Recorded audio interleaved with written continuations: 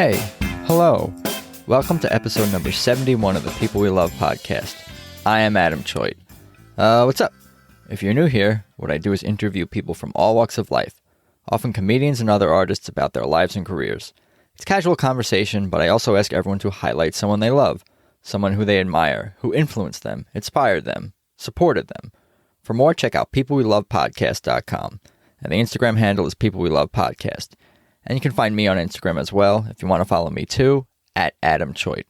And remember to tap subscribe or follow on whatever platform you listen to podcasts on.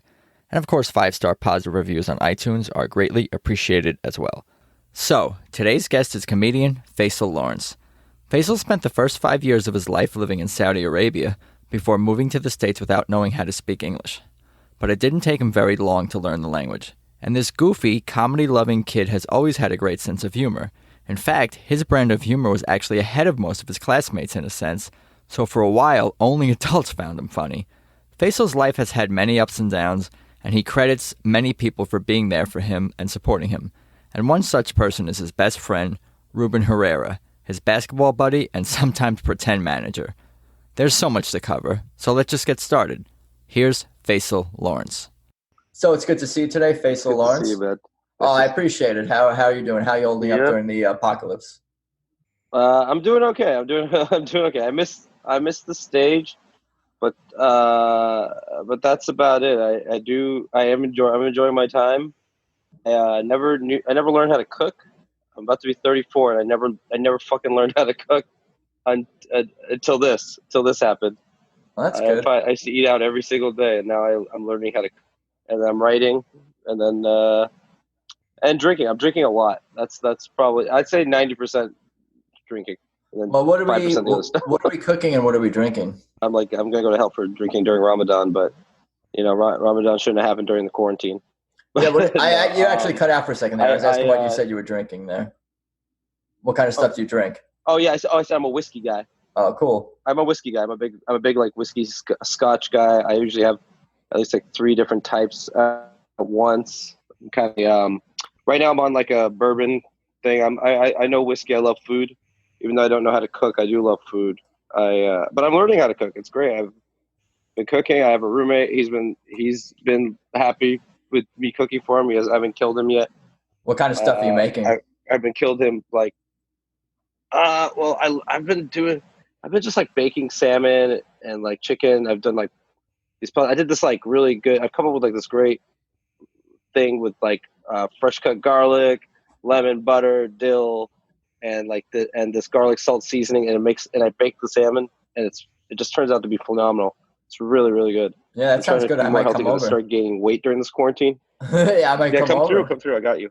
I did not expect you to be saying some. I didn't expect you to be saying fancy things like that as a newbie cooking. I thought you'd just be like, "Oh, I've been boiling water and making pasta or something like that." No, I'm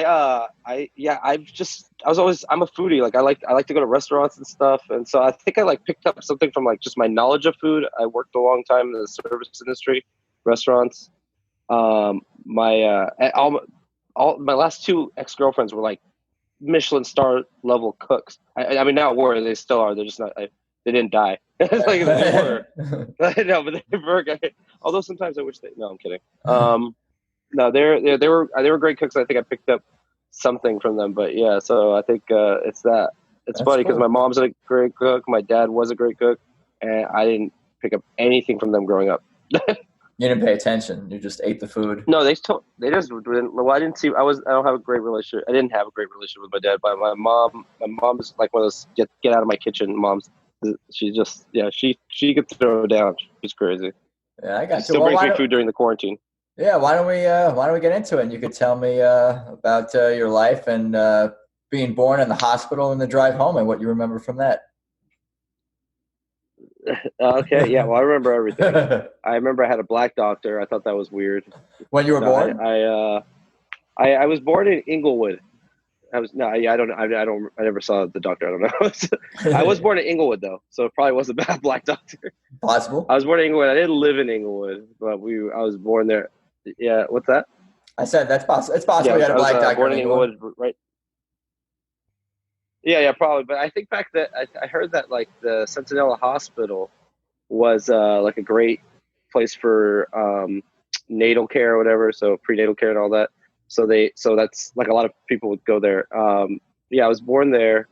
Uh, I was born right on the exact day they predicted. It's the only time I've ever been on time in my life was when I was born.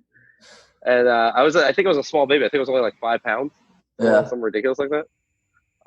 So that I do know that. And then my my parent, like my dad wanted to make sure I was born here because my mom wanted me to be born in the Middle East because she was clearly not a smart person.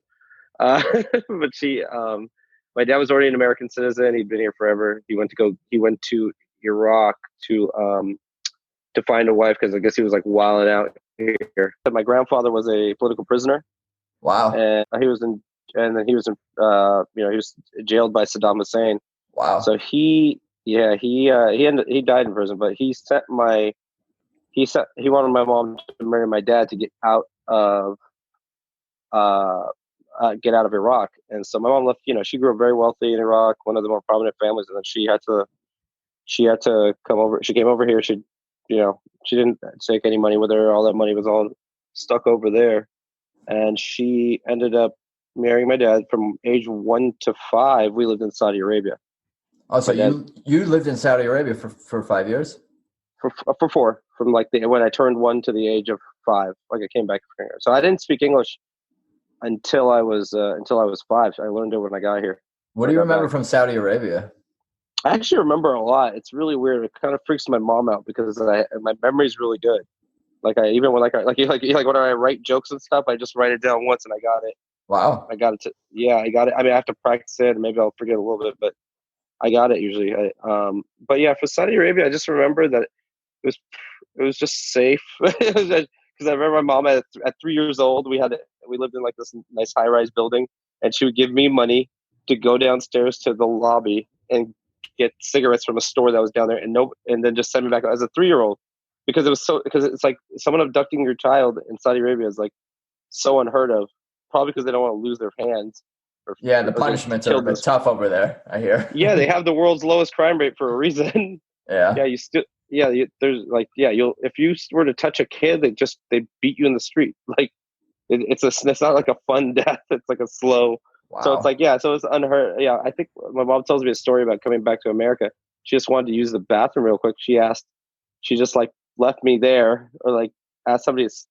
She just left me there because like no one's gonna touch a baby because she was so naive. So she came back, some lady was holding me. And then she found out that her friends were like, "What are you doing? You can't leave a kid like that." They would have stole him into slavery. And she's like, "Oh, they would what? They This is do in the that?" This is in the US, you mean? That's in the U.S. when she came back. But yeah. So so she did. She was pretty naive. She was a pretty young mother too. She had me right after college at 25. What else do you remember? Anything else from Saudi Arabia jump out at you? Uh, I've been there as an adult, or not adult, like a teenager. But from just my time there, I just remember having like family, like because I had my cousins and uncle there from my mom's side. I remember that, and it's like that's not something I really had here at all. I remember like having a Filipino nanny that taught me to speak Tagalog. My dad was even though he had a like degree, he had a master's in chemistry. He just ended up owning restaurants. So he opened restaurants in Saudi Arabia. Some of them are still there actually, without him. So your dad is Iraqi and he's originally from Iraq, and your mom is Saudi Arabian, correct? Yeah, she's Saudi, even though she was like born in Iraq and stuff. Gotcha. It's like they just live there. Yeah, they moved over there, but by blood they're Saudi. Oh, both of them. Oh no. I'm sorry. Just my mom's family. Oh, No, gotcha. my dad's Iraqi. Was Iraqi. So what do you Yeah. remember about coming to the States? I remember coming over to school, and I like, even though I couldn't communicate with the kids. I do remember like in kindergarten they were just like, why doesn't he speak? Like, why doesn't he speak English? And then the other, because they're only 5, and just they're like, why doesn't he talk in English? And they're like, oh. And I remember another kid just saying like, he came from another country. Like he's not from here. And then they're like, oh, that's weird. They don't speak English. And it was just, I remember like understanding it, but not being able to respond. But shout out to Mrs. Wilson, my kindergarten teacher. She would, for 3 months, she'd spend extra time with me after class and taught me to speak English pretty quickly. So That's great. as a kid, you just pick it up really fast. Yeah, they say you have to. They say that's when you have to learn language. It's when your brain is forming, and when you're young, it's easier to learn. Yeah. I mean, as a kid, I have some Italian in my dad's side, and I used to see my cousin Layla, and I was speaking Italian with her. Like, I didn't retain any of that, but it was cool to say spoke Italian at one point. Yeah. That must have been hard though, like not being able to speak the language at all. Was it scary? How did that make you feel? As a kid, I just felt ostracized and different, and not like, I just felt like I wasn't I wasn't the same as everybody.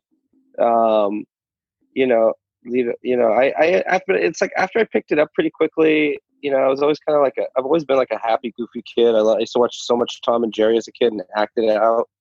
That like I even used to do that like thing where they go on their toes.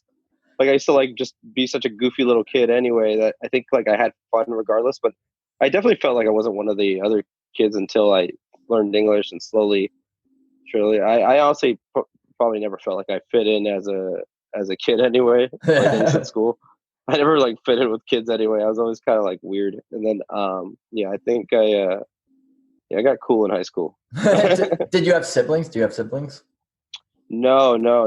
My dad, from what I was told, my dad didn't want any kids at all. So, my mom was adamant on having me, but after that, he didn't want any other kids. And they divorced, when I was like, by the time I got to first grade, they divorced because my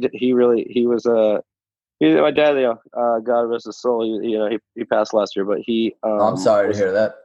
He was sick and stuff, but him and I didn't have the strongest relationship. I heard like we were used to be inseparable early on. Like he was a mathematician. He taught me to play chess when I was 3, and like I wasn't like good at it, but I knew where every piece went. He taught me to subtract and add with decimal points in kindergarten.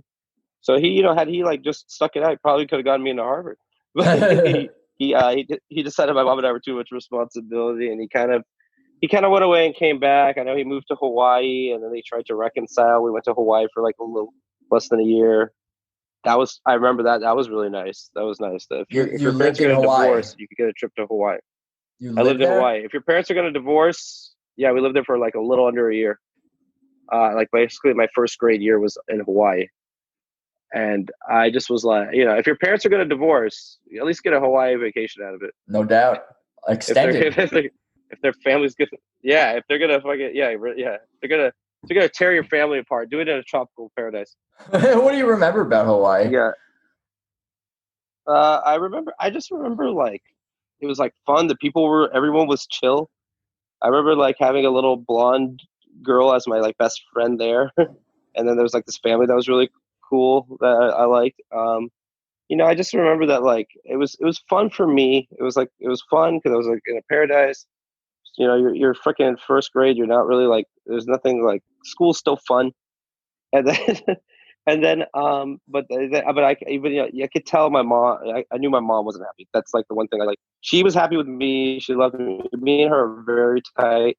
She wasn't happy. And then and then we came back to LA. We came back to LA, but Hawaii was fun. I just remember dolphins. I remember biggest fucking spiders you ever seen in your goddamn life. They're like the murder hornets. Murder hornets, I think, have been there since like ever. Yeah, but yeah, we came back and we pretty much lived in the valley. We moved around a little bit, but we pretty much lived in the valley. My dad came back too, but he came back to LA, and he lived in the valley. And I call him like the guest star of my life. There sometimes he did. My mom and I struggled because even though she was college educated, came from a wealthy family, she didn't have any money. She didn't speak English that well. So, she worked at Hollywood souvenir shops, and then she worked at a dry cleaner, which was like really weird. She's a woman who never had to like, she had maids and butlers and cooks, and she never had to clean. She cleaned for herself. I wanted to write a joke about her like using a vacuum for the first time, not knowing how it works. But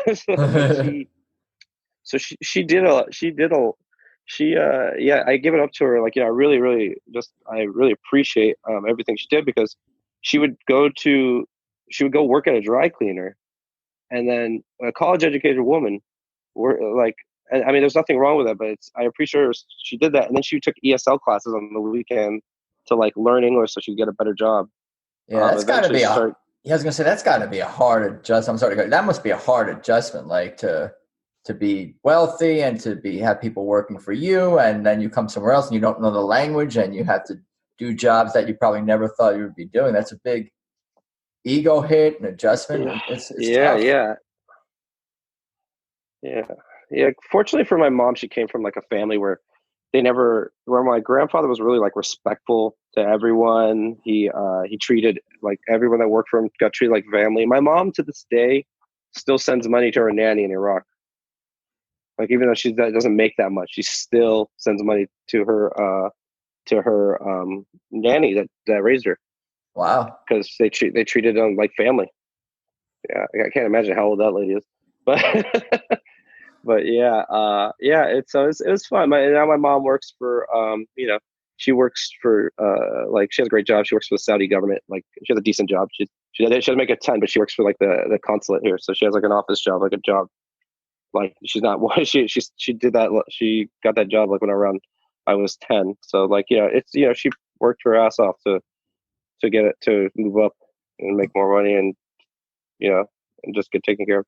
That's cool. What else do you remember about when you came back from Hawaii to the States? Like in school, were you a good student in elementary school? What kind of kid were you? What were Yeah, you into?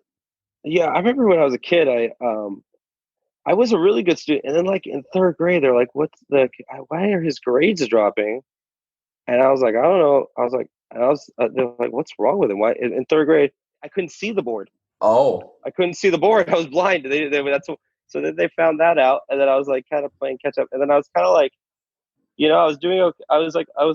Then I like kind of got my grades back up, but there's something with math that always gave me anxiety, and I think, and I didn't figure that out probably until I got older. That I think it's because it reminds me of my dad. I was going to say that. I was going to play psychologist and guess that. Yeah, I didn't get that till maybe last year. I was like, oh, because even to this day, like, I can do math, but I was not like, I don't grasp it. Something, it's like a numbers anxiety or number. I have like what's the word I'm looking for? Like numbers, like dyslexia, because I Yeah. can't remember a statistic at all. Like, I remember once I was trying to argue with someone about why Rasheed Wallace was a good basketball player, and I was like, he made 316 threes last year, and like nobody made 363. They're like, okay, I can't remember the number, but it was a lot more than you'd expect. And then like I remember, like, yeah, I've always had problems with that. So I turned into like, I remember like early on I watched Jim Carrey and like The Mask and Ace Ventura, and I just remember that like I just like loved Jim Carrey so much, even on Living Color. And my mom didn't speak English that well, so when I watched TV, she wasn't really monitoring what I was watching. She's like, "Oh, don't watch." Like, one time I was watching Family Matters, and they said the word funk, and she's like, "F word. This is F word." I was like, "No, he said funk." She's like, "What is funk?" I was like, "It's like music. I don't know." She's like, "I don't believe you. Watch cartoon. Watch Simpsons." I think Simpsons which is way worse. Yeah, I was gonna say that's edgier or whatever for sure. Then Yeah, that's why I'm saying she didn't understand it. She was like, "It's a cartoon. That's for kids." And then like all of a sudden she walks away, and I think they were saying bitch and stuff and ass, and it was like an adult cartoon, which just because she didn't know, but it was just funny. But yeah, Jim Carrey. I remember I saw Jim Carrey one day. I was like, "Oh, I want to be like that. I want to be funny." And that like Jim Carrey is like a big influence on my personality, because I think going through a lot with dad, like not being in your life when he like just out of nowhere. Because my mom said the day he didn't come home, I fell asleep by the door waiting for him, because I'd wait for him every night. Oh And man, she said I just fell asleep. She had to pick me up, and put me back. Yeah, she didn't even know how to explain that. Yeah, it's the typical comic story where there's like a little trauma. yeah, that's like the saddest thing I've ever heard. Oh man, yeah, yeah, it's okay. I'm adjusted. I have whiskey, so there you go. I deal with it that way. It's funny that you said that that your mom wasn't really quite aware of what was going on television, and I've talked to a few comics who had immigrant parents, and with similar stories like, oh, what is parental advisory? What do you watch? Like they don't know. So you can watch like immigrant kids of immigrant parents. They're watching anything. They're listening to anything. Way too young of an age. I barely like. I was watching Martin when I was a kid. I was watching Martin all the time. It was so funny. Yeah, like I watched Martin, Married with Children, all these like shows that you really, really should be fucking watching. Did you understand him? Did you understand the shows? Yeah, because it's so weird. As a kid, I also had like insomnia. So I used to stay up and like I had a TV. Like in 4th and 5th grade, I had a TV in my room, and I understood that I developed like I pick up on things really quickly. So except for women, like I can never tell what the fuck they want. But other than that, that's not just you. Oh, okay, yeah. It's like, oh, you don't want 47 texts in a row today? No. What about 20? That's 20. Is 20 good? That's an even round number. No. Yeah. So the I just thought about this girl on Bumble right now. Anyway, well, I'm right there with you, my friend. Yeah, quarantine's been crazy, but yeah, no. So I did have a TV in my room, and because I already like started getting adult humor, like I started already knowing Monica Lewinsky. Because here's the thing, because my humor was advanced, nobody thought I was funny until high school, except for adults. Nobody, like some of my friends did like little goofy things, like, oh, he's just a goofy guy. They thought my jokes were just terrible, but they just didn't get them yet. Like, because when I was in 4th grade, I used to stay up and watch Jay Leno and Conan O'Brien. They had a big influence on me. I was like, oh, I want to do that. I want to host the Tonight Show or something. Like, I don't know, like that. At least back as a kid, I did. I'd watch Saturday Night Live. I wouldn't get everything, but I get I get like some stuff. But I had like such an advanced humor. And then when my dad and I didn't hang out all the time, but we did. And he does not know how to talk to a kid. He talked to me like an adult. He would tell me about women he had sex with. He was just the worst father. It's like he was like, if you had like a build a character like video game for a terrible father, he'd be like, you'd have to use all your points to build that guy. Well, he taught you some math early on, but I even know you forgot it or get anxiety, but he tried that at least. Yeah, no, he's he wasn't was it? Yeah, we didn't have the best relationship. We reconciled before his death. So that was good. That's good. But but so I had that and being able to watch whatever I want. Then my mom kind of like started learning English, and then she was like, "All right, you can watch what you want, but if you repeat any of this, I beat your ass." And then so I was like, kind of the thing, because my mom was still like semi young too, like fairly young. So like, I mean, when I was 10, she was almost my age. Like she was 35. She was almost your age. So she was almost your current age. My current age. She was almost I mean, she had me at 25. So like, by the time I was 10, she was 35. We would watch Beavis and Butthead together. That's and great. She's just like, she's like, you can watch it, but she's like, again, you embarrass me, you make me look bad, I will beat your ass. And then so we had a good time. But that used to, I remember in middle school, actually, my one of my teachers was like, he wrote in my yearbook, he's like, give your classmates time to catch up with your humor, that you're ahead of them. Once they do, you're going to be the funniest kid in your class. And then once everyone started like, fucking actually finding out what's happening in the news, like I used to make Monica Lewinsky jokes in middle school, and nobody knew what the hell I was talking about. I was like, oh yeah, like I forgot, like shout out to that guy, Mr. Gross. He was really cool. One time he was my English teacher. I was always good at like English and history. He gave me he wrote that thing, but he gave me an assignment for me. He was like, I want you to write a whole episode of the Tonight Show instead of doing this essay. He's like, I want to see how you do it. And I had like a joke about Monica Lewinsky blowing like a fan or something like that, like a 20-foot fan or something. I said something like that. And he's like, all right, that's not appropriate for 7th grade English class.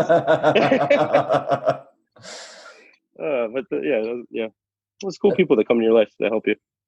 What else do you remember from elementary school, middle school? Were you into anything else besides watching TV and comedy? Did you play sports? Were you into art? Did you perform at all? Anything like that? Music? Anything? Well, I was always like I was more wanting to be an actor than a comedian, even though I like being funny. I think I just wanted to be a comedic actor. I didn't like as a kid. I was never like thinking of stand up. I was more just like into comedic actors.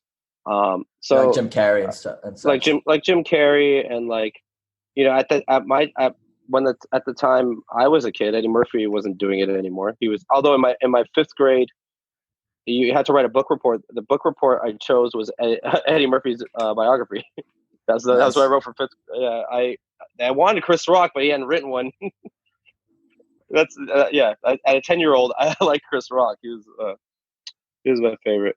His family's that's a cool family, by the way. Tony, Jordan, Chris. All I've had the pleasure of meeting all three of them. They're That's really awesome. that whole fucking family's hilarious. They're I don't know. It's like Venus, Serena. Yeah, It's like Tony Rock, everyone's. I'm somewhat familiar with. Yeah, as well. Oh yeah. Well, Tony's great. He might be the funniest one actually. Believe it or not. Wow. Yeah, he might. Yeah, Chris is funny. I just think Tony says things that like I think Tony's more like bam, bam, bam, bam, bam, rapid fire, like make you laugh the whole time. I think Chris says that thing that like, damn, that makes you think. And I think that's the big difference between them. Different style. Yeah, yeah. And then Jordan's like a millennial comic, like talks about masturbation and shit, and going on Pornhub. But anyway, yeah. So like, and no, I did have like I wanted to be more of an actor. I took some like I did theater up until like ninth grade. But what happened? I was always like a little guy. In middle school, I used to skate though. I used to skateboard. I broke my hip skateboarding, and that was the end of my skateboarding. I broke my hip, yeah, in eighth grade, like Damn. because I wasn't a good skater. So yeah, my mom made me stop. I honestly, as you know, there was a point in my life actually between like where my grades started to slip was right in middle school, minus like English and history. There was a little depression that came along because I had my mom got married a second time, and it was to a terrible, terrible family. My stepdad was ruining my mom's credit, taking the money she worked to get. Wow. She had a Rolex. She had two Rolexes, one for her, one from her dad who died, and he stole them and pawned them. That's awful. Yeah, he was physically abusing her. Damn. I was getting beat up by his kids who were like 18 and 20. So it was just like, and I was I was a little. I was little for a little kid. I had a late growth spurt. I was under like 5'5". I was like in the beginning of high school. I mean, I'm 6 foot. I'm about like 6 foot, 6'1" now. But I was really a tiny kid. I was I think I might have been 5'3" my freshman year of high school. Yeah. Yeah, but that was awful. So my grades started to slip. We eventually got away from them and had to like rebuild again. It was really hard because like between the ages of when my dad left, between like that time until I was like 9 years old till I got into fourth grade, her and I had to share a bedroom because we were living in someone else's house. And we rented out someone else. Her and I had to. So it was like it was hard for her to like have a nice place and build up just to have to start all over again. Yeah. So like I think a little depression came along, and I wasn't I wasn't like flunking out or anything, but I didn't have that same vigor. I wasn't wearing like I was used to win like student of the month or whatever, and none of that. Like I would do like get A's in English and maybe history and stuff, but then like the other classes, whatever, I was like a C student. I in like eighth grade, I fell with the wrong crowd too, like the skater kids that would smoke weed. So I smoked weed in eighth grade. Why is that the wrong crowd? Well, there's nothing wrong with it now. But when you're 13, you shouldn't be smoking fucking weed. Probably not. Not ideally. Plus, they weren't like, oh hey, let's just hang out and smoke it. They're like, let's smoke weed and like tag. Let's do graffiti and shit. Do other things too as well. Yeah, yeah. And I think because I was still a nerd. I was just like accepted. I was like the nerd that got accepted by these quote unquote cool kids. I don't know how cool they are. I think they are now, but back then I thought they were cool. I was like, they're just like, fuck it, let's smoke out. They gave me my nickname's Face, and they're the ones that's where I got it. One of my scare friends like, let's just call you Face instead of Faysal. I used to hate my name, and I was like, now I like it. Yeah. Because and now I love my name because my grandfather is the one that gave it to me. But yeah, so I was just like hanging out with these terrible kids. They were seriously, I mean, I think two of them went to juvenile hall. I think out of all of them, I'm the only one that didn't lose my virginity by 14. Like they were just terrible kids. I ended up just going to a different high school, and we kind of just like lost touch with some of them. I think one of them went back to juvenile hall, and like I would like at that point, I think in my ninth grade year, I met like other kids who did different drugs in high school. I wasn't doing too much, but I experimented a little bit in ninth grade, which is way too young to be doing like I think I did acid once in ninth grade, and I was just all I remember my first semester of high school. I was just not a happy person. I got 2 A's and the rest F's. I got an A in play production, an A in English, and F's all the way across. You like to go all out. You like to go all out in either direction. Yeah. The thing is, I wasn't at school. I was ditching school, and then like when your mom's not like when your mom's like working hard and she also does read English, you can get her to sign a freaking paper. When she's like, when you like to this day, I still like if my mom gets a complicated letter, she just takes a picture and sends it to me, and I explain it to her. Yeah. So, no, I met but I started getting taller. I was always like kind of athletic and like I could run. I played like I was getting good at football. But I was still like a theater kid. But I started I'm like these theater kids are not a good influence on you. I met my best friend like when I was 13. He was my neighbor. He's become like my brother now, and I credit him for maybe turning me into a man, because my dad wasn't around enough to do that. And he was like, hey, he never judged me, he never like judged my situation, or like never judged the way I what I was doing. That was a theater. He's just like, hey, I'm gonna go to the park. You want to come play basketball with me? I was like, I don't play basketball. He's like, just come. He's like, nobody's a professional. And I did, and we just like would do it. And he was like, never. The only sneakers I had were Chucks. He was like, that's okay. Those are the first ever basketball shoes. Just fine. And then we would just do that. And I started getting into sports a lot more. And I had like a good friend who was a good influence, who was he never did anything, just invite me to play sports. And I got away from like those people that did drugs. I stopped hanging out with those people, stopped doing drugs with them. And then I just went on, and then I asked my mom, I was like, hey mom, can you get me out of this high school?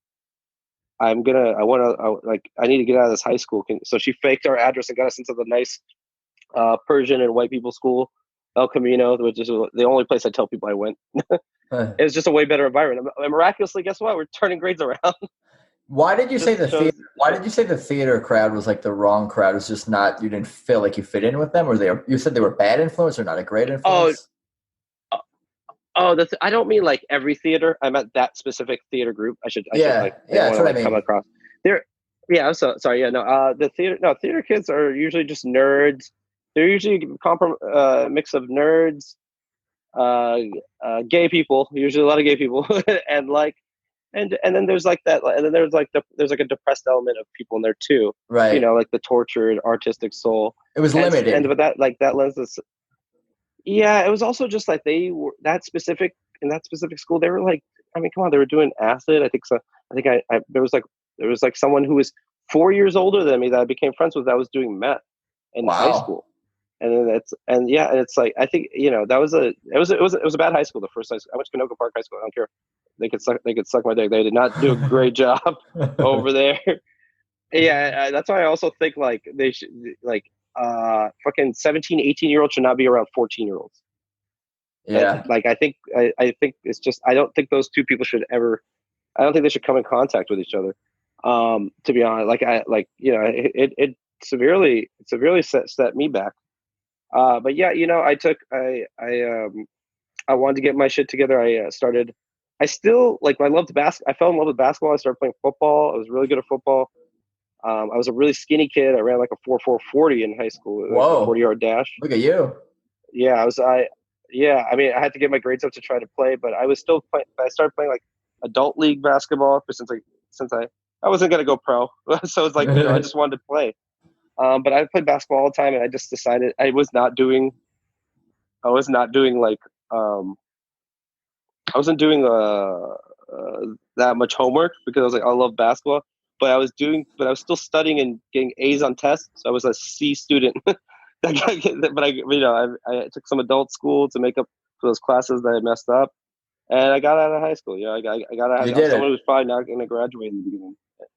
Yeah, I did it. I did it, and I got to thank my friend Ruben for that. My best friend. He's my brother. He's like saving grace. My mom also credits him for saving me because she doesn't know I was doing drugs, but she knew that something was wrong. Yeah. Do you still keep in touch that was a with very short stay. It was like Yeah, I was gonna ask you, Ruben? still keep in Every touch day. with Ruben.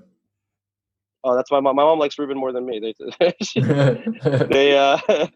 of course. No, I love Ruben. He's my best. He's my best friend. He's my sometimes when I have like a gig outside of town, he wants to come with. Like he'll pretend to be my manager. I don't have a manager, but I'll make him my manager. Maybe he should be the subject You of this podcast, or the main person. Yeah, no. After that, he hasn't done shit for me. So fuck it, no. No, he's a great guy. He's a dad. Yeah, but yeah, he's always supported me. He always pushed me to do comedy. When I got older and I told him I wanted to do it. There was a point where I did it on my own. Like, I guess we could just jump to there unless you need any more clarification on high school or anything. Well, I was going to ask where did your life go after high school? Did you just work? Did you go to college? Where do we go from there? Well, my mom never wanted me to work in high school because she's like, well, if you can't handle just high school, how would you get a job and be in high school? So just Right. focus on your grades. I'll give you money to go out with your friends. Just focus on your grades.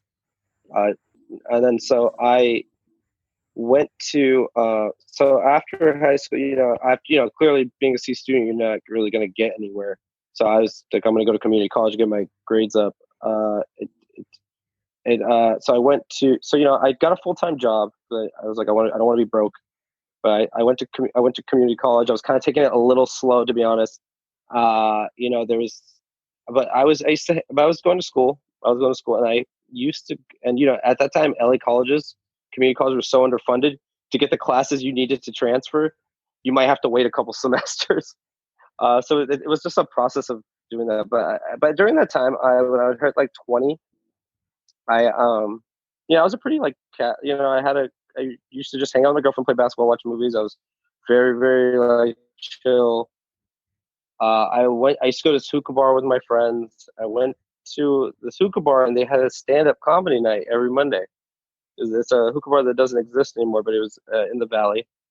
And I saw like, I think Sean and Marlon Wayans did sets there. Wow. Like, people who had Comedy Central specials, so, and I just like the owners liked me, and I asked the guy who was like running it. I was like, hey, I always wanted to do stand up. My friends think I'm hilarious, and then I was like, can I do the show? He's like, all right, write some. He's like, you have any material? I was like, I'll write some. He's like, come back in a couple of weeks. Here's my number. We'll put you up early. And I was like, okay. So I go. I wrote the material, and I didn't know like. He's like, all right, we're gonna give you 3 minutes. I was like, 3 minutes. I was like, I think I got like 5 here. He's like, we're not giving a new person that much time. He's like, you're doing 3 minutes. So I go up there, and it's like, it was awful. It was just, I told the story about because I also didn't know the timing. There's a thing called the light in comedy. When you get the light, Right. It means wrap up what you're doing. You sometimes it's a 2-minute light, 1 minute light. I got the light, and I was like, oh, I guess I'm done, and I didn't even finish it because I was like, oh, okay. The guy was like, he left as soon as the light went on. What you talking about?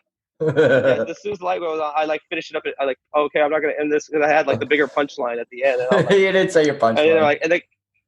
I didn't say like the big. I was telling a story. It was I still remember the joke was just about like how my aunt, like the stupid thing about when I visited her in Saudi Arabia, it was like keeping the blinds open during the day. Or I was like, keeping the blinds. I remember it was like closing the blinds. She used to trip out about me like closing the blinds during the day, and I was like, why? She's like, it was like an exaggerated story. I really was covering a TV, but I was trying to stop the sun from like beaming into the TV, so I closed the blinds. She's like, why? She's like, why are you closing the blind? It was the stupidest joke. It was like something about like the blinds closed tells everybody that we're still partying during the daytime, and her daughters are gonna seem like whores because this is Saudi Arabia, and they think we're hiding something. And then at night, I'd leave the blinds open. And I was like, oh shit, I don't want her to trip, so I'm gonna keep the blinds open. And she's like, you're gonna keep the blinds open at night? That says we're having a party. Everyone come in, and my daughters are gonna get married because you have to touch the fucking blinds. It was like the stupidest thing ever. And it was like this whole thing. And then, but yeah, like, and I remember the host was like, see, that's why sometimes motherfuckers, you're funny in front of your friends, but you can't do it up here. He was like, I was just giving you a hard time, but he's like, you have a lot of potential. That's You're funny. nice He's like, to say, for him to say that. Yeah, and he kept pushing me. He's like, come back and do it. He's like, come back and do it. He's like, come back. He kept bothering me even when I was at school. He's like, come back and do it. He's like, come after your class. Come back. He's like, well, why don't you come to the comedy store? We'll do some stuff there. He's like, we could rig the potluck. Back in the day, the comedy store doesn't run the way it does now. It used to be like a fucking cesspool. Yeah. But yeah, so I was doing it, and I remember I was like kind of like fading on it, didn't want to. And Ruben would always drive me he would drive me to open mics to practice, and he would like literally like sometimes you have to pay $5 to perform for open mics, or you have to buy something. He would pay for it just because he had the faith in it. Wow. So he'd always pay me, drive me himself. Yeah. And then I honestly, then I was like, you know what? My mom was like really focused on me going to college. I transferred to like and then I kind of gave up comedy. I wasn't really like doing it. It was like a hobby anyway, and I gave it up because I wanted to like finish school. So I was a philosophy major, because I wanted to be a lawyer. Because that's what my mom always like. She always wanted me to be a lawyer. My grandfather was a lawyer, and he owned the newspaper in Iraq. So I wanted to do that too. And I still think I would have been a great lawyer, but as I was going to school around mid-20s, like 26, I was like, I'm gonna study to take the LSATs. I'm gonna go to law school. I wasn't doing comedy, maybe a show once in a while for fun for friends, just like there are these things called bringer shows. You bring people to get to perform, and I was still good. I was like just as good as everybody, but like that at that amateur level, I was like, I'd always stand out. But I discovered Molly. I discovered Molly, and then I decided I didn't know if I really wanted to like go to law school. I just kind of was I was always been a server since like I was 20. I was waiting tables, and I just kind of got lost to the world. I didn't even see Ruben. I have my other best friend Evan. I didn't see him that much. I kind of did the same thing I did in ninth grade. Fell in with the Hollywood crowd, or like people that I thought were cool, and I just was going out, having a great time, going clubbing all the time. I got into raving. I was doing all that, and then I really didn't know what I wanted to do with my life. Yeah, it sounds like you didn't know. I didn't know. I mean, there's part of me like to this day. I'm like, oh, you know what? I could probably still go back and be a lawyer, but I fell into like some kind of depression again, which is why people should go to therapy and handle that instead of just doing drugs or partying or whatever. Because I was just there's so much going on during college towards the end. My dad, even though my dad in high school ended up going blind he had diabetes. He never took care of himself. So he went blind. He liquidated his assets and he liquidated his assets, didn't have a home. He put himself into a convalescent home because he was like, he was able to afford it. He got care. He was like, you're not living with me and my mom. No, you're not living with me. So so during that time, for everything here's credit to my mom, for everything that he had done wrong to us, wrong to her, she till he died, she brought him food every Sunday and went shopping for him because he was not like someone who had a ton of people that loved him. His family scattered all over the world, and my dad was old, like he was in his 40s when he had me. So but my mom every Sunday would bring him food because she's just like very religious and Muslim. She was like Mother Teresa. She just, she brought him food. She took care of him, or, she took care of like things, shopping for him and stuff like that. And, I was not, he would call me and I would like maybe see him once in a while. I just couldn't visit. I just didn't want to visit him. It wasn't like I hated him, but I didn't have I didn't like have any sort of affection for him. I didn't care about him. Yeah, understandable.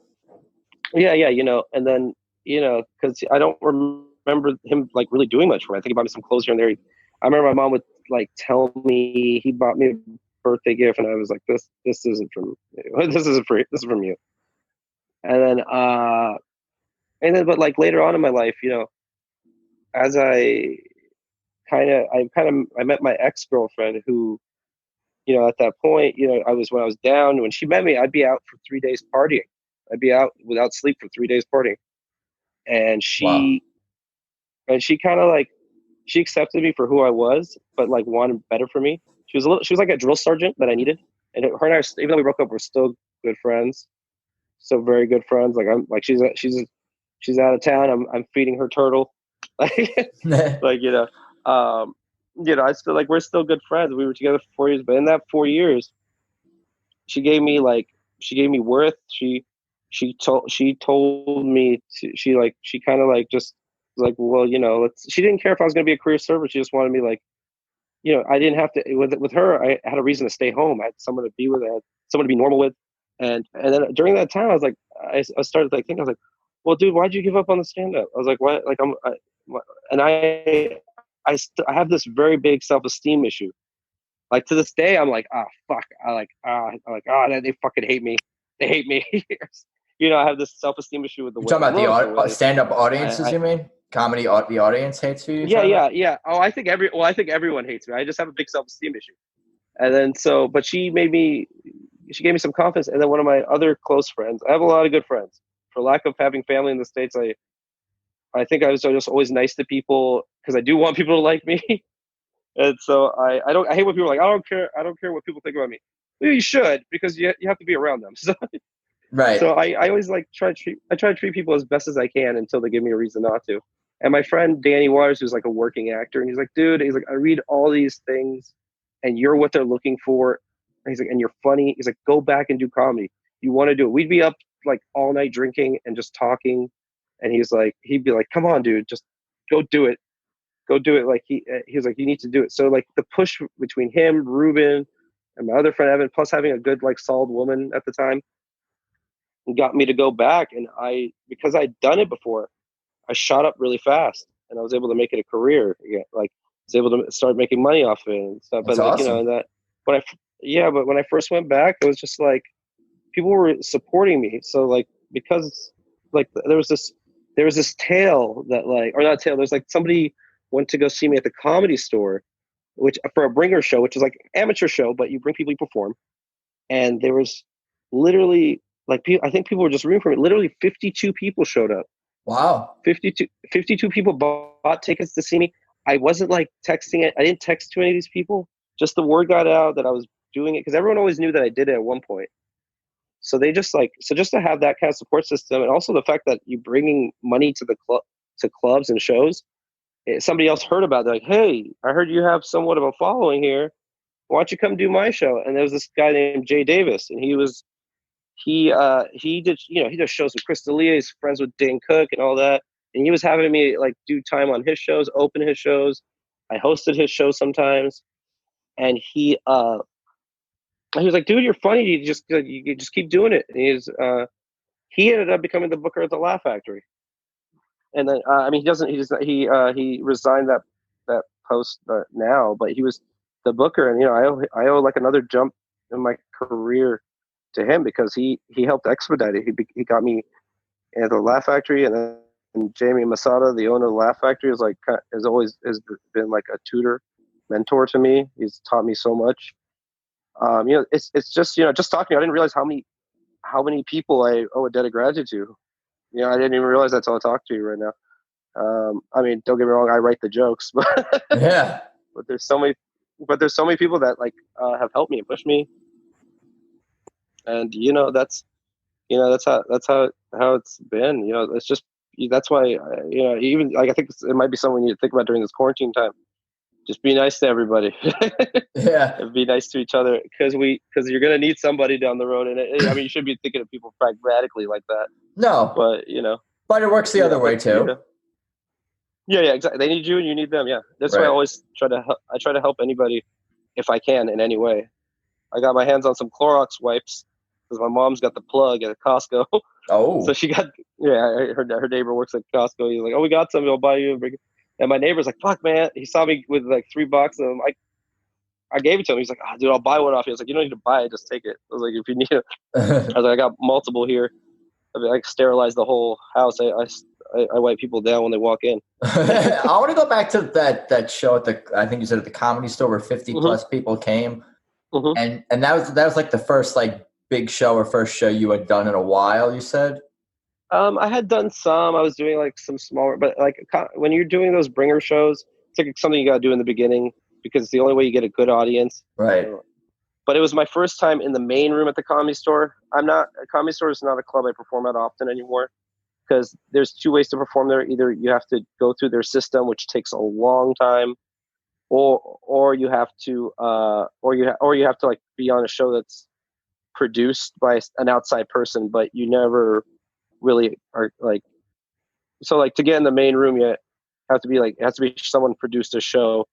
And yeah, so that was my first time there. That's a huge stage. It's hundreds of people. Like I don't know, it might be the biggest comedy room in LA. It's huge. They built it for Richard Pryor because he was bringing in so many people they didn't have room for them. I was gonna ask because like you brought in all these people, you did your show, and then clearly that there got some buzz from that, and people were inviting you to do other shows. So in addition to bringing people to shows, and in addition to just being naturally funny guy off stage. How was the process to develop like the material to back up the to help you walk the walk, so to speak? Was that a challenging process to get your material up to the point where people like it enough to invite you to more shows? Was it challenging to become a funny stand-up comedian in a sense?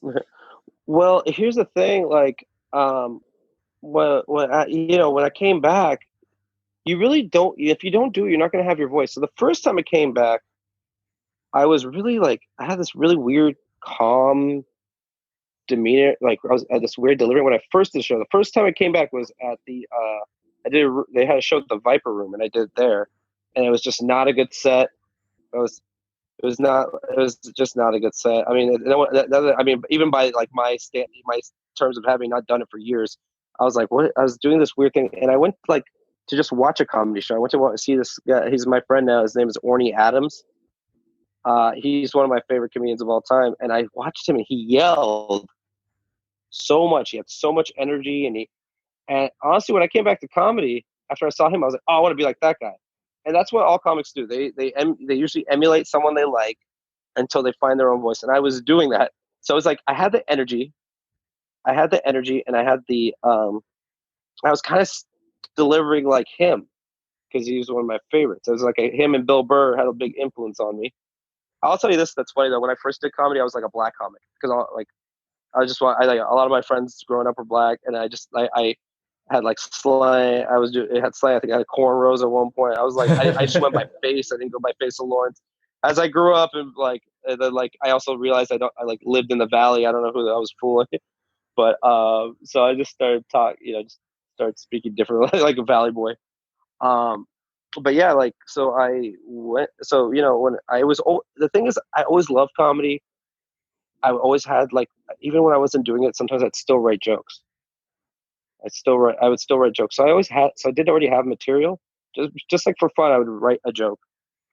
And then as I went up, I kind of, just having those people there, you're like, okay, I already have part of the audience. And the laughter and the energy is contagious. So it kind of helped in the beginning. It really helped in the beginning. It made me nervous because I didn't want to bomb in front of my friends. Yeah, but I took it nervous. very seriously. Were you a little nervous at that big show? Oh yeah, because that big show, yes. I actually, when that show happened, by then I'd been working so hard at it, and I was like, cool. I was like, I'm gonna get these people to see me now that I've practiced more, because I wasn't inviting that many people at first. I was only inviting enough to perform.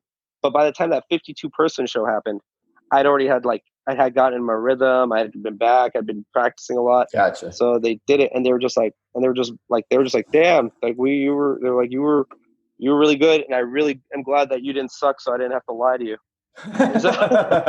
So they're like, oh, thank God. They're like, because I've done that. I've done that where I've had to like see somebody before. I remember like once my mom never came to my basketball games. I finally invited her, and but I fucking could not like hit the rim for that day. I could not hit the rim, and she's like, "I thought you played a lot." I was like, "I don't know." No, she's like, you are good." I was like, "You are a liar, Mom. I love you, and I love you more than you love me." I guess. I was like, "You must love me more than I love you," because I sucked that day.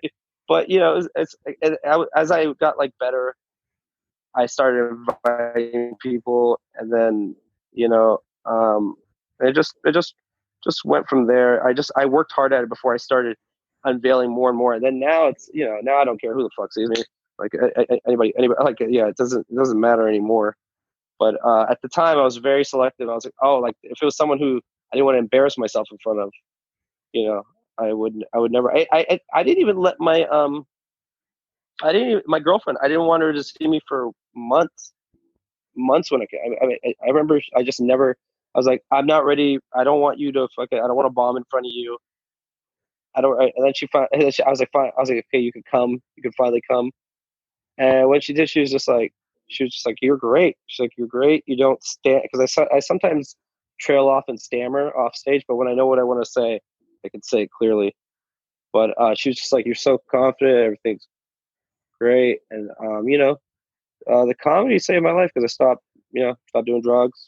Stopped. I mean, we all want to go to Coachella once in a while, but other than that, You stopped doing drugs regularly. Stop doing drugs. I stopped doing cocaine. I stopped doing that. That's gone forever. There you go. Yeah, but I stopped doing drugs.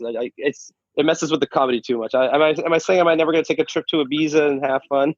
Probably. I probably will, but not right now. Not definitely. It's not my thing right now. Plus, I love whiskey. I'm getting old too. My back hurts and shit. Yeah, you and me both, my friend. Yeah, dude. I was all this quarantine lying down watching TV. Yeah. Yeah, but no, the comedy. Yeah, comedy's been great to me. I think it saved my life. I think Given me so. a career. It sounds It's like given it. me. It's given me a career, and Jamie Masada helped me discover my voice. Again, the owner of the Laugh Factory, because he was like, "Hey, buddy, why?" By the way, he's Persian. If you don't know, a lot of people do know, some people don't. But he's just like, "Hey, buddy." He's like, "Why are you yelling all the time?" He's like, "Why are you yelling?" I was like, "I don't know. I just thought it was good." I was getting a lot of laughs. He's like, "Buddy, but you have to use your natural speaking voice." It's like, "That's not you, this yelling guy." He's like, "You have energy. Be energetic. It's fine, but use your voice." And then at first I was like, what the fuck is he talking about? And then I was like, I talked to other comedians, including Orny, and they're like, yeah, everyone does that. Orny, I heard, and then somebody told me, Christopher Titus told me that Orny Adams, he said when he started, he sounded like Seinfeld. Used to be. Well, he was So the he was. subject of the comedian documentary, right? Remember that documentary? Yeah, I heard they With did him a little Seinfeld. dirty in it. They They did did. him a little dirty. Yeah, I remember. That was from a while ago. Yeah. They did him a little dirty, and I think it was a little taken out of context and stuff. But he is. Oh, don't get me wrong. Orny's a great guy. Orny's a narcissist, but he's a great guy. he always tells people like, hey, tell him who your favorite comedian is. Tell him. And I point at him. He's like, see, that's the opinion that matters. That's the comedian's opinion on the comedian. That's the one you want. he's every time he gets off stage, it's like standing ovation. If you see him recently, he literally gets a standing ovation at like fucking like Laugh Factory show, not even his own show. That's cool. He's hard. He's like him and Tony Rock are two of the hardest people to follow. Yeah, it's like him, Tony Rock, Dalia. They're all like Hall of Famers, first ballot. I got you. What else have you been up to since you've been dove full on into comedy?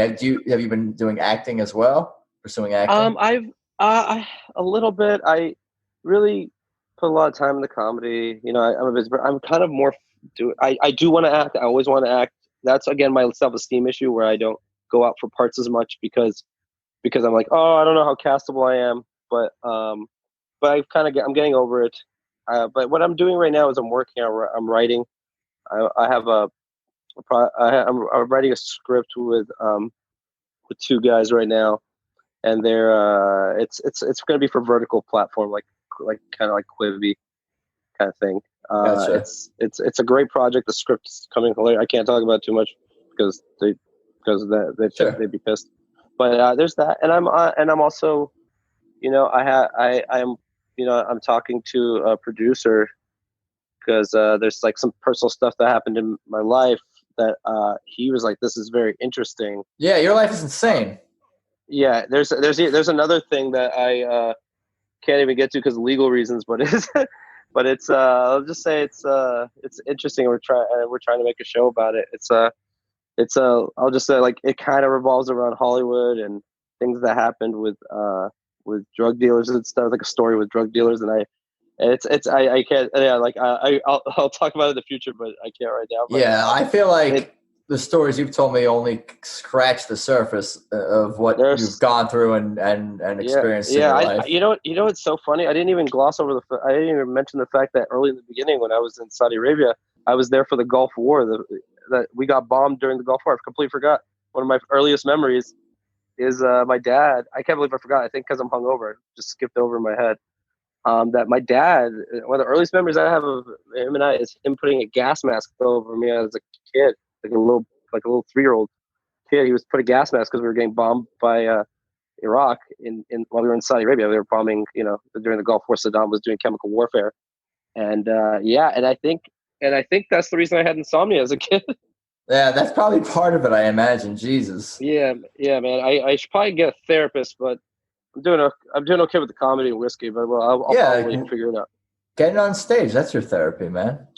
Oh man, I feel great. Can you imagine how bad comics feel right now? There are some comics that are fucking they're days away from sucking dick on the street because they can't go on stage. Not even because of the money, just because they literally need that fix of going on stage.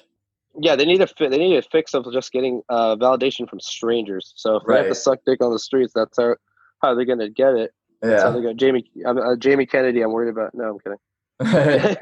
You got to do it in a funny way. You got to suck dick in a comedic way. So you. Oh, Jamie Kennedy could check boxes off. Yeah, there you go. I think Jamie Kennedy could do it. He's like, hey, what are you doing over there? You're like, oh, peekaboo. That is how he sounds, by the way. What would you say is like your long-term dream goals, plans, either for stand-up comedy or any other areas of entertainment? Is it to have the Netflix special, the tour? Obviously, you're working on some scripted things as well, but where do you see yourself in 5-10 years or sooner? Well, hopefully sooner, but I'm just happy to work right now, but I also hate when people are like, oh, I never really cared about that stuff. No, we do. I fucking love that's the goal. I want everything you said. I want more. I want, sure. I'd like, I still love, I still want to I still want to act in movies. I still wouldn't mind doing dramatic movies and stuff. I don't, who knows if that's in the cards, but I have, I want a show. I want to do movies. I want want to work. I want to work, but I want to get these creative thoughts and ideas that I have out, and I'm finally starting to do it. And there's because the comedy has got the comedy helped me meet people that I would never have gotten in touch with, because there's no way I would have brought on to be a writer for somebody else's project if I didn't have a weekly show at the Laugh Factory. And, right. So there's that, and then but I want to act. I want to go back to acting. I'm still like a theater kid at heart. I want that. I want the special. That's like something, soon, I think I have a really good hour now that someone would actually watch. I think I still need a little, I found my voice. I just think I need a little more, just need some more fine tuning. But I think, if eventually special, but I'd just love to do even like 10 minutes on something. But thanks to Jamie Kennedy, I was up for an Amazon thing, but they passed on me but I might get it next season. So I'd love to do Amazon Prime. I'll do anything. I'll do Trader Joe's TV if they want to start a network. I'll watch that. Yeah, I would too, because it'd be like just as good as Whole Foods but cheaper. Right. Yeah. Agreed. It's great. Yeah, no, if it's I have big ambitions. I got started late in life, but never. It's as long as you just keep moving forward. I feel like I fixed a lot of things. The past couple of years, I just became better. There was a point when I was depressed where I gained over. I think you were there. I did that joke at the show where you saw me. where I did where I gained like over 35 pounds because I was bummed out. I mean, I lost like 30 pounds in 8 months because I started like being disciplined. So I'm off to a late start, but I got things going. Well, we covered a lot, and I definitely appreciate the time for sure, man. Damn, dude. crazy stories, good stories. Oh, thanks, man. I appreciate you having me. Gave me something to do. Gave me a break from writing, and I was sleeping mostly today because I was hungover, but it gave me a nice little break. It's nice to talk to you. Finally meet you too. Yeah, man. I appreciate the honesty and everything for sure. Yeah, of course, man. Why don't you tell people where they could follow you, anything else you want to talk about or promote, plug? I'll give you the floor. It's all yours. Okay, yeah. Let's see. My Instagram is a great way to follow me. That's where I'm most active. It's at The Real Face, FACE, all one word, at The Real Face. I'm at the Laugh Factory. When it reopens, I don't know when, but when it does, I'm there every Friday at 10 p.m. Nice. I'm there random times, but that's my weekly show that I host there. And I should have a podcast coming out soon, but we're delayed because of COVID. We filmed 7 episodes, but we're waiting. We're waiting to debut. You're a busy man. I'm trying. I hear you. Well, I'll let you. I was gonna say I'll let you enjoy the rest of your evening and relax and have some bourbon, some whiskey, some brown alcohol. No, not tonight. Not tonight. Tonight we're recovering. That's right. Well, it's also like it's a vicious cycle I don't want to get back into. I'm just gonna relax tonight. But hey, thanks for having me. It was nice talking to you. Stay safe. Oh, you too. So there you have it. My conversation with Faysal Lawrence. Wow, what a crazy, interesting life that man has had. And I really appreciate him taking the time to tell me all about it. And for being so honest and forthright. It means a lot to me. What a funny dude, too. Anyway, for everything about this show, of course, head to peoplewelovepodcast.com. And I think that's about all I got for today. I appreciate you guys listening. Stay healthy, stay safe, and like I've been saying, I hope to see other humans in person again soon. Thanks as always, and let's talk soon. Peace.